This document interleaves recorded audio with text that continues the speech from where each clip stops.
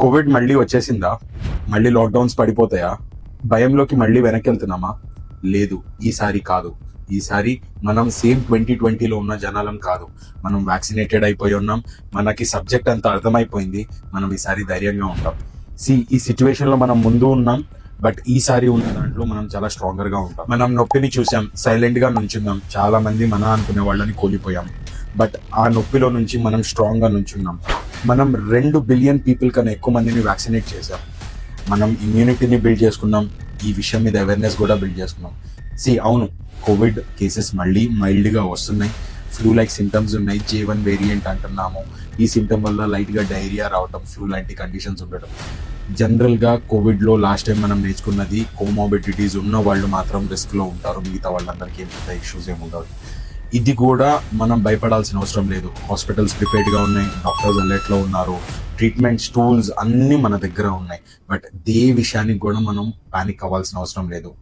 Wise గా act చేద్దాం. భయంతో కాదు, మన బాధ్యతతో రెస్పాండ్ అవుదాం. మీరు మాస్క్ వేసుకోవటం మొదలు పెట్టండి.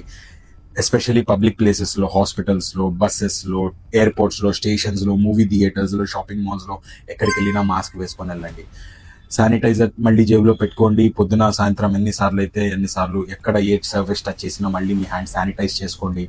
మీకు సిక్ గా ఫీల్ అయితే ఫస్ట్ రెస్ట్ తీసుకోండి. ఇన్ కేస్ అప్పటికి సార్ట్ అవుట్ అవ్వకపోతే మాత్రమే టెస్ట్కి వెళ్ళండి, బట్ డిలే ఎక్కువ చేయకండి.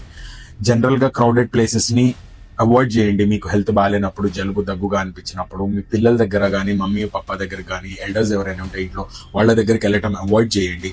వాళ్ళని బయట ప్రపంచం నుంచి కొంచెం దూరంగా ఉంచండి. ఇమ్యూన్ గా ఉండండి. ఫ్యామిలీ మొత్తం బాగా తినండి, హైడ్రేటెడ్ గా ఉండండి, బాగా నిద్రపోండి. అప్డేటెడ్ గా ఉండండి. Government and health department proper guide lines time to time release చేస్తుంది. ఫేక్ న్యూసెస్ ని, ఫేక్ ఇదిని నమ్మకండి. మనం ఏదో వీళ్ళు జస్ట్ సఫర్ అయ్యారు కాకుండా, వీళ్ళు సఫర్ అయినా నేర్చుకొని నుంచున్నారు అన్న జనరేషన్ లో మనం అందరం ఉన్నాం.